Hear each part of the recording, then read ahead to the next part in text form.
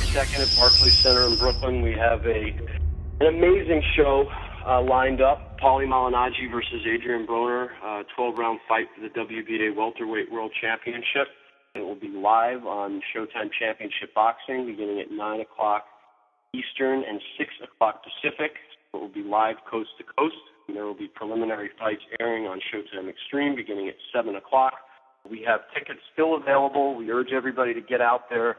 Get your tickets now. They're going very quickly, starting at just $25, going all the way to $250 for a ringside seat. But that's actually a very reasonable price for a ringside seat, considering the show that you're going to get. Part of that show is a young man who is the current WBC lightweight and a two-division world champion. He's unbeaten, charismatic, and incredibly talented, and at just 22 years old, he's getting better and better with each fight. And on June 22nd, he's going to make the jump from 135 to 140 pounds to challenge Malignaggi in the Showtime debut in an effort to become a three-time world champion in three weight classes. If he gets it done, he will join Roberto Duran, Roy Jones Jr., and Robert Guerrero as the only fighters to win a world championship in their first fight after jumping over a weight class. So pretty impressive company if he's able to get it done. He has a record of 26-0 with 22 KOs from Cincinnati, Ohio. Adrien "The Problem" Broner. Adrien, you want to say a few words before we go to Q&A? We lost Adrien. Adrien. Yo, Adrien. There he is. Are you back in? And there he is. Adrien, you want to say a few words? Are you back in? My bad. I had a brief intermission. Jessica was calling. I would like to say that it's going to be a hell of a show.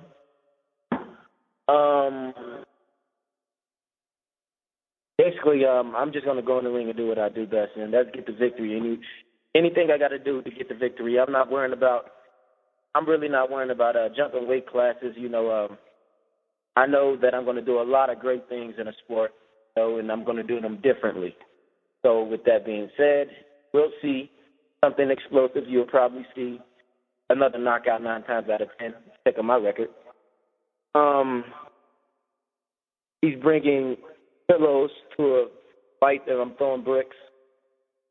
So you should see a lot of blood, a lot of bruises before the referee stops the fight. Okay, thank you, Adrien. We can now turn it over to the media for questions. Yeah, hi, Adrien. You said you would never box Floyd Mayweather. Does that still hold? Yeah, hello? Next question. Wait, I asked you a question, Adrien. You previously said you would never box Floyd Mayweather. You said that's a month ago. You still feel the same way now? Next question. Are you answering me with saying next question? Yes. Because that's kind of rude. I mean, you could say yes or no, or tell me you're not sure.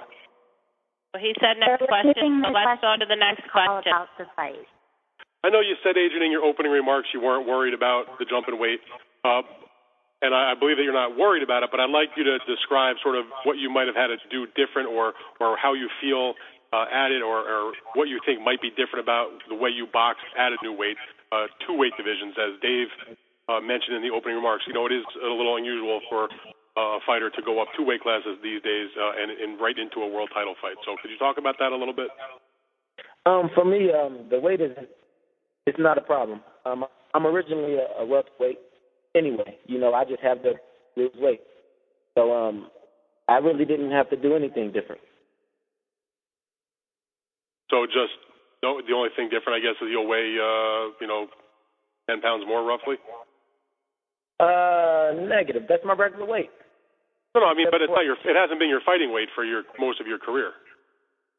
Oh, I mean, I don't walk around at 130 pounds. I don't walk around at 135 pounds. I walk around at 147, 150 pounds. So I'm at my regular weight. Okay, so then at 130 and at 135, obviously you have shown very good knockout power. Most of your opponents have been stopped. Paulie, for one, in his career has shown very good durability, whether it was at 140 against the prime Cotto, taking those heavy shots he took, or as a welterweight. You know, he's Paulie, to his credit, has got a good chin, I think.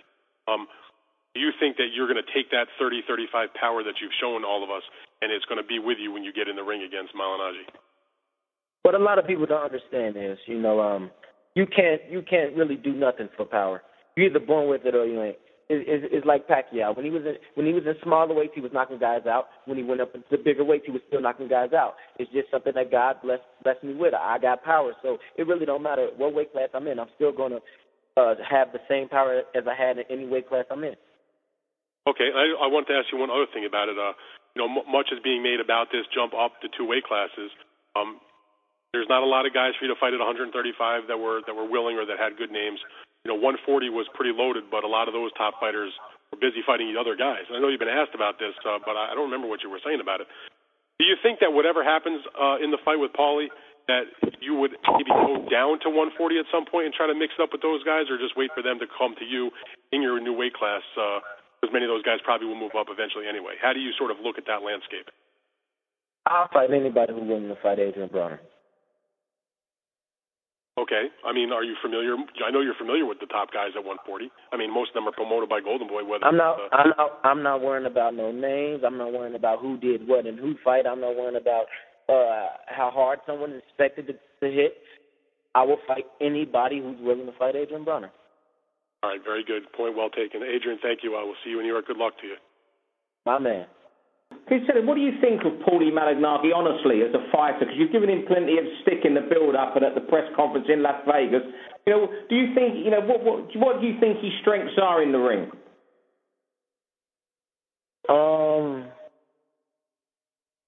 He's a very good talking ability. He got some great talent. I mean, hell, he's a hell of a commentator. Other than that, I really, you know, I don't know. He's a world champion. I mean, you know, he can't be a bad fighter to have got as far as he's done and had the fight, you know, the wins that he's had, though, can he? I really didn't understand that sentence or word you said. By accent. But, you know, to get as far as he has, you know, he must have some good about him in the ring. You're just saying he's only a good commentator and talker. I mean, you know, if I was to look at his career and his job, I would say he was born to be a commentator. He was good. He got the looks. He can talk. I mean, in boxing, you know, if it isn't Adrien Broner or Floyd Mayweather, and it's really, I don't really see nobody. But Paulie, I take nothing from him. He's a world champion. He wouldn't be a world champion if he wasn't somebody. You know, but at the end of the day, he's fighting Adrien Broner, and I will be the ruler of boxing in about a year or two. And to become the ruler of boxing, you know, who do you have to beat to become the ruler of boxing? It's not about who do I have to beat. It's how I do my job. It don't matter who I beat. As long as I keep winning in the fashion that I do it, as long as I keep putting on shows, as long as my ratings keep going up, I will be the ruler of boxing. Malignaggi is a crafty veteran. Is there any particular area of his game that you have studied in preparation for this fight? I really don't study tape. I let my coach do that. I know that as long as I'm in shape, there's nothing I wouldn't be able to adjust to. So I'm always ready. Whatever he brings to the table, I'll be ready. Make my adjustments, and I'll do what I got to do to get the victory. I know I wouldn't call him a veteran, but I know he's a slippery fighter, and if you're really not on your A game with Paulie Malignaggi, there's a chance that he can slip away and get a victory. So I'm going to be on my A game. I'm going to bring everything I have, and you'll see what I do on June 22nd. Okay. And there have been talks circulating about a potential fight with Marcos Maidana should you get past Malignaggi. After seeing Maidana's performance last week against Lopez, does he deserve a shot at the Can Man? I didn't see it. You could probably tell me more about it. I didn't see it. But okay. Well, I heard he did get a victory. I didn't see it, but Madonna is Madonna. everybody knows what Madonna brings to the table. But we're worrying about Paulie Malignaggi right now. If the best fight for Adrien Broner after this fight is Madonna, then Madonna will get it. I wanted to kind of focus a bit on the trash talking, which has kind of gone off the scale in the kind of build-up for this fight. Will the fight live up to the hype, or is there a chance that this could be remembered for the kind of back and forth that you've had with Malignaggi?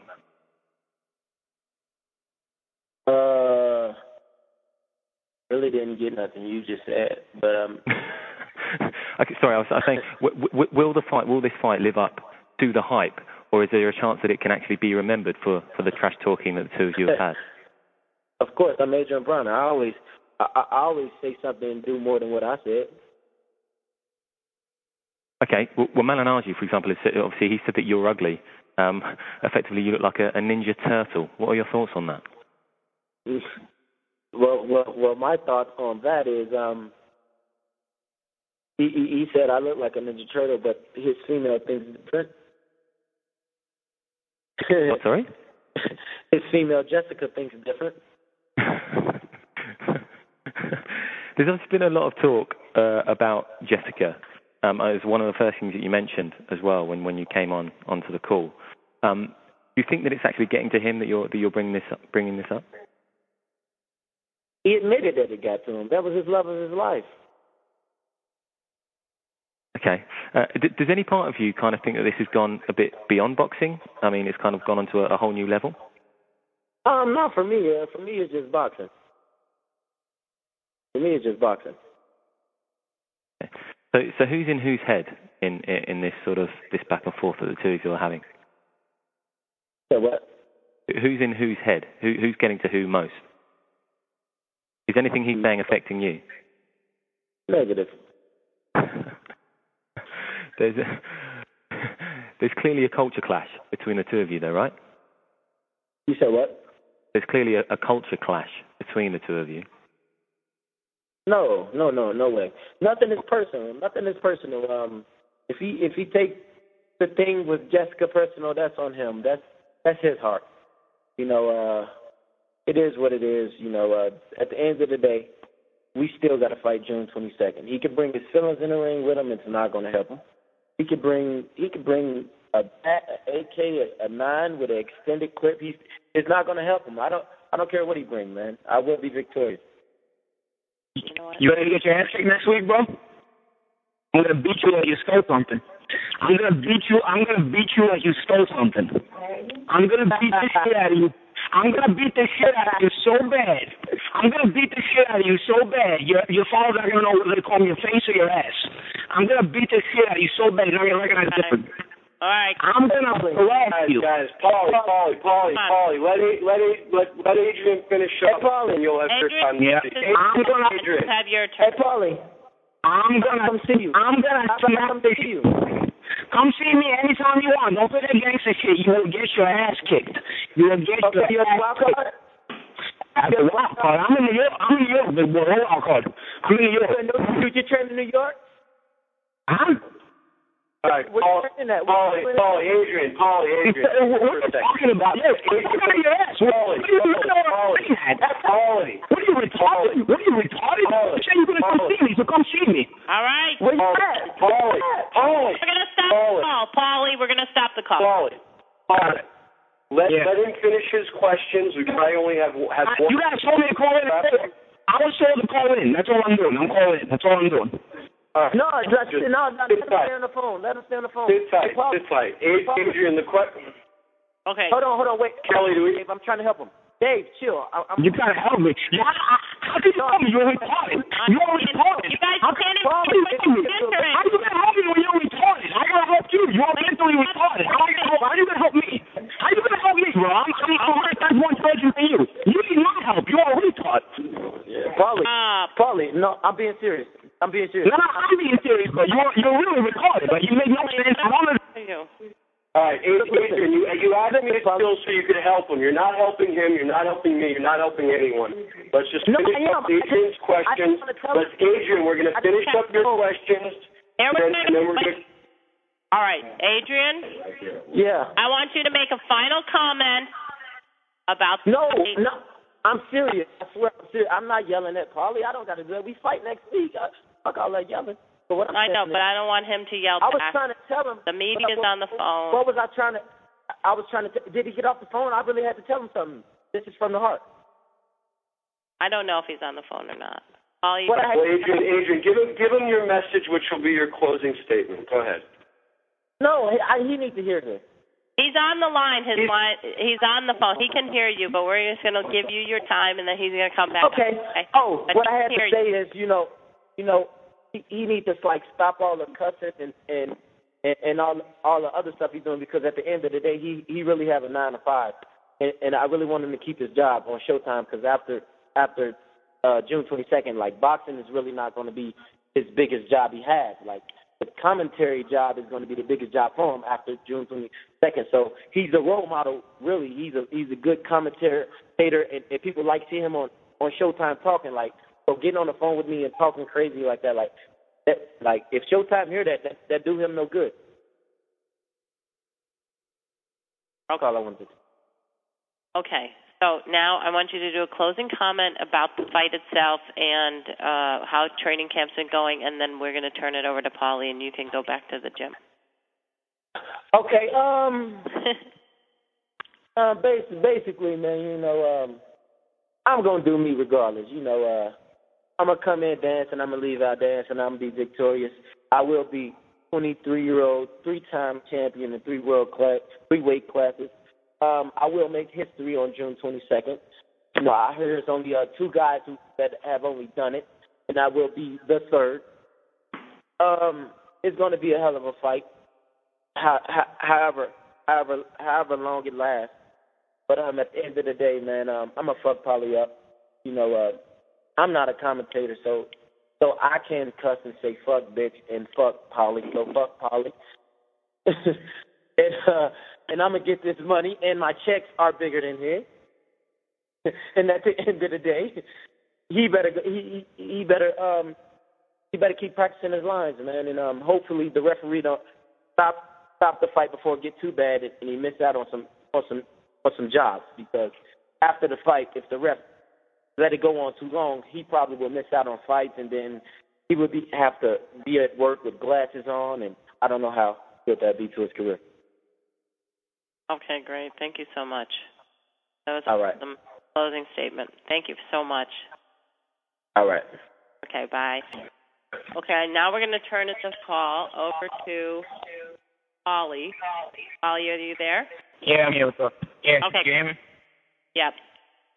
Okay, so Dave, I'm going to turn it back over to you to make the introductions for Paulie, and then Paulie can get started. Okay.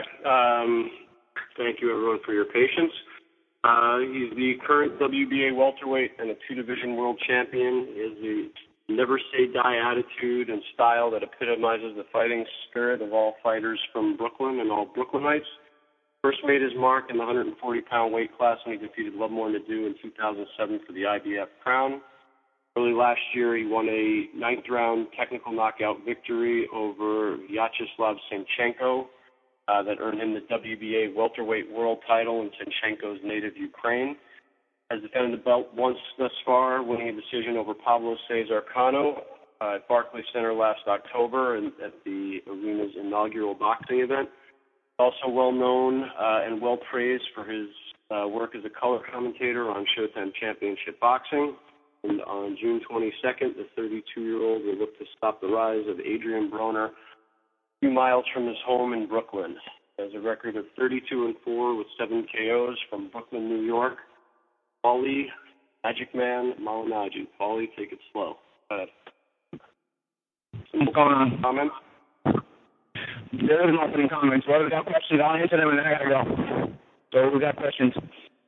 You know, when Adrien was doing his call, and before you, when you jumped on to the call, the way that Adrien seems to come across anyway is that he doesn't really seem to take it too seriously. Like, I kind of take it like he's doing his shtick, sort of like with a little bit of a wink of the eye. You seem to take it a lot more serious, a lot more personal. Has he gone under your skin a little bit? Seems like it. It doesn't really matter what he's gone under my skin, dude. I mean, I've been fighting for 12 years. We can get under each other's skin or not. It doesn't matter, dude. When the bell rings, I'm focused and I'm ready, and I've always been that way. So You know, if I was the guy who just started this shit, then okay, you could say, hey, he's getting under his skin. Uh-oh, is he going to not apply the game plan? It doesn't really matter. It's an irrelevant question. Yeah, at times I'm pissed. At times it's tongue-in-cheek. I guess it depends on the moment. But it doesn't really matter. We got a job to do next Saturday night. That's what counts. Okay, so all those antics, even if you do get annoyed and irritated by it, you're saying that when the bell rings, that it's not going to take you out of your game. Nah, no talking has ever gotten me out of my game. There's things that have gotten me out of my game in the past. There's definitely not been talking.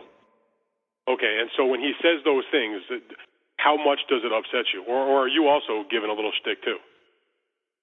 Some of it is shtick, and some of it is, I'm irritated. I'm irritated for a couple of things. I'll get into it more after the fight. But there's some things are shtick, obviously. Some things are banter and going back and forth, and some things are not. So we'll see how it goes.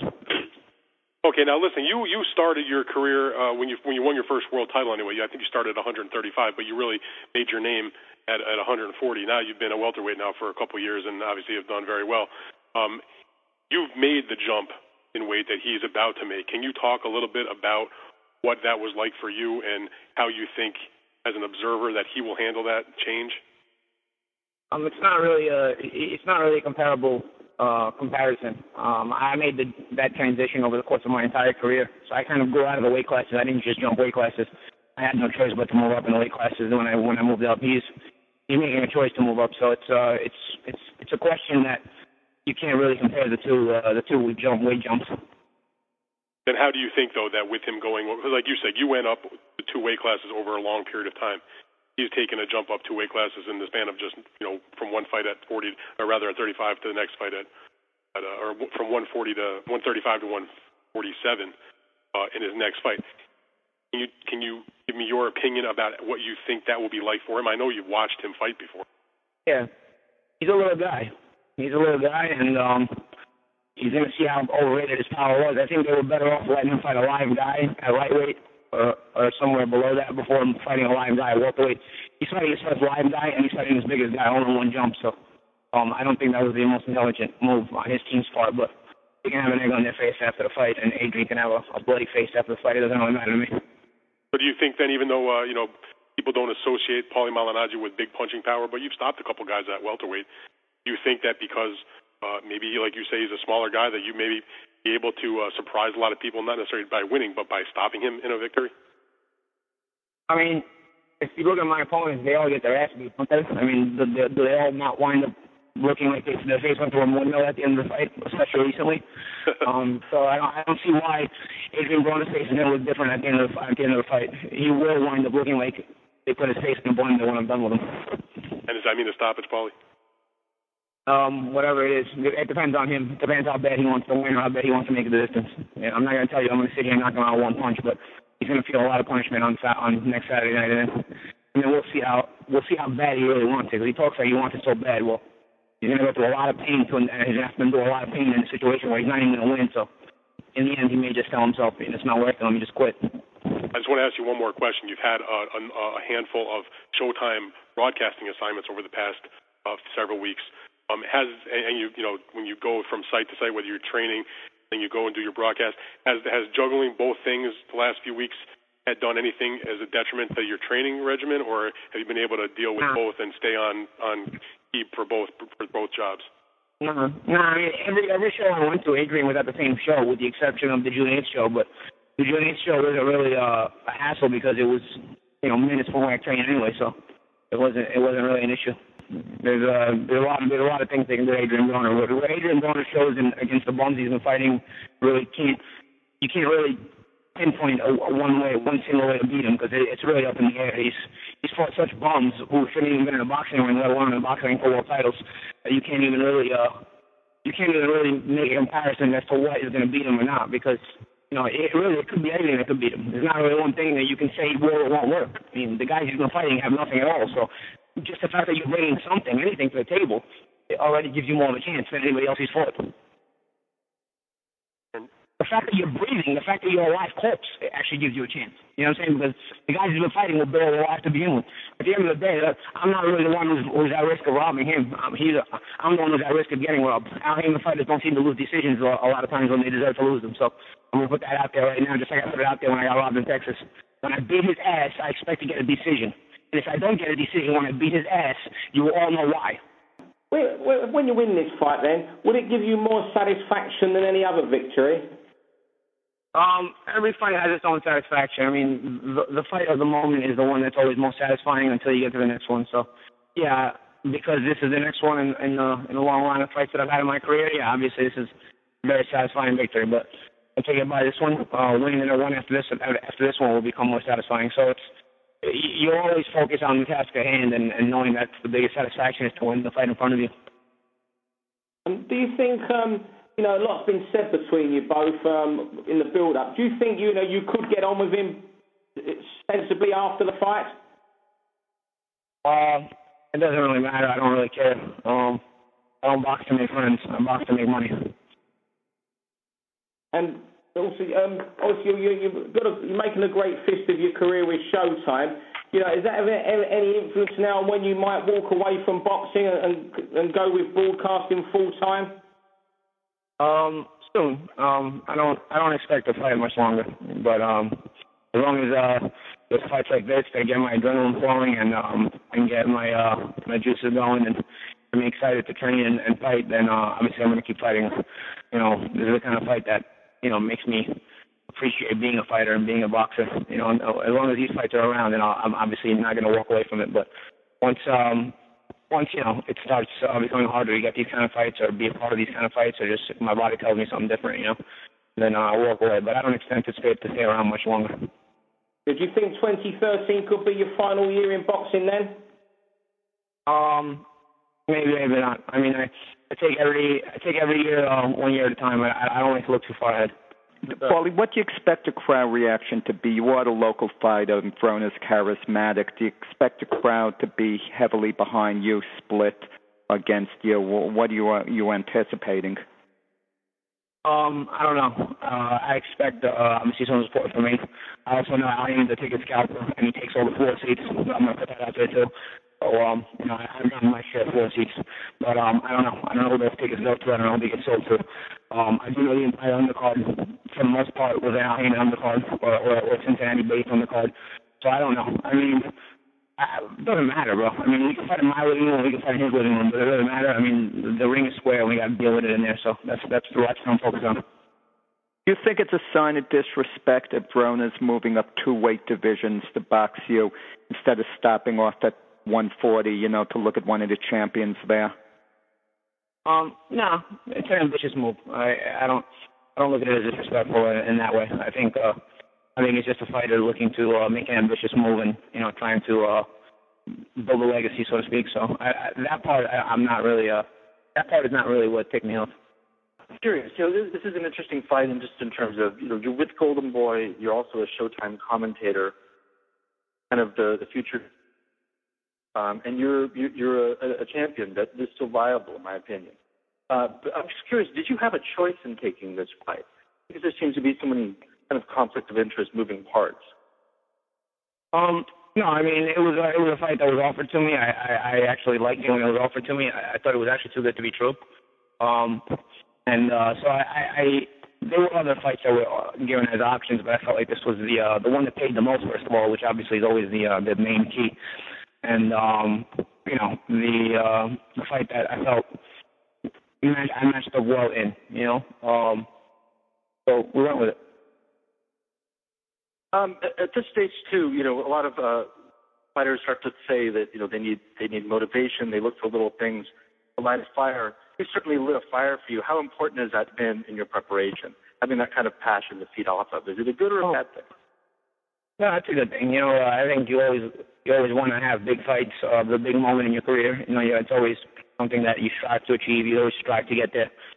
Fights like this, that's what we live for. As fighters, when you're a kid and you're in the gym and you're working so hard, you dream of moments like this, the big crowd, the main event in the big arena, the big fight night. You dream of that moment. So it's not. It's a motivating factor to just be a part of something like this. And you know that is really what drives me to train hard and still do this.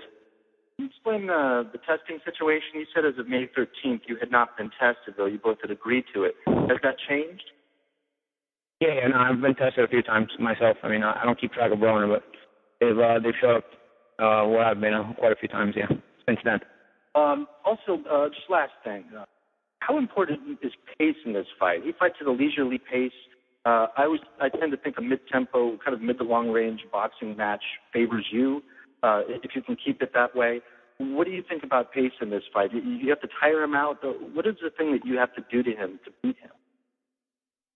I don't know. You know, we're just training to get sharp. We're not really training for him because the things that have worked against the bums he's fought, it's hard to really say if they'll work against me, you know. So, or the things that he's done against the bums that he's fought, it's hard to say that he'll try those same things because really when you're fighting a bum, you can do anything and it'll work. You know, when you're fighting a world-class fighter, you're going to have to actually come with a preparation and a game plan. So it's hard to say.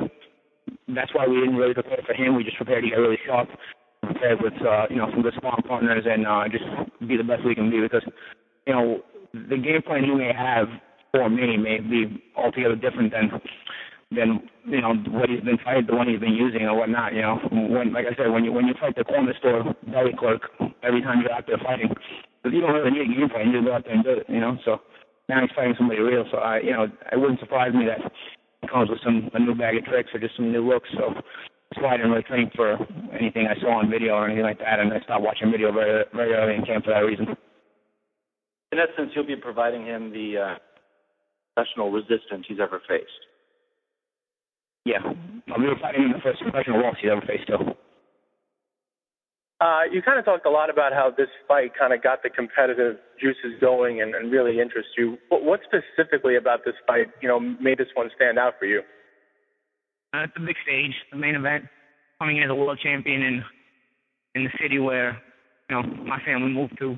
Where I came here, my family were immigrants. I was born here, but when I got to this country, I didn't speak English. So, it's a city where, my life changed, and like now I get to be in the big stage in the same city as world champion, main event in a big arena. There's the kind of things that you say people dream about, but I could have never dreamt it before. So these kind of fights. That's not necessarily the opponent. I mean, it could have been any opponent. I just wanted a big opponent or a team opponent. It makes the fight this much bigger. So it's that part about boxing that makes people do it to these ones. And then just lastly, when you're kind of an older veteran fighter, is there any extra joy of kind of beating a younger kind of up and coming guy, someone who's trying to make his name, just kind of being a veteran guy? Sorry, say the last part again. Is there extra part of enjoyment when what? Just when you're fighting kind of a younger fighter, kind of proving yourself, against someone who's supposedly younger and probably some people think are better, just kind of proving yourself that you're still, this top-notch fighter. Well, yeah, there's always, there's satisfaction in every big fight. The young versus the old matchups, they're a part of boxing in general. So, I mean, it's not the first time and it's not going to be the last time this kind of fight happens. But that kind of thing is not really the big motivating factor. It's just one of many things that are involved in the fight that make it pretty cool. Paulie, if you could just make one comment and then we'll let you go and we will see you next week. Thanks for everything. I don't have any final comments. There's enough comments been said already. See you guys next week. Thank you. Thanks, Paulie. Hey, thanks everybody for joining us. See you next week. Bye.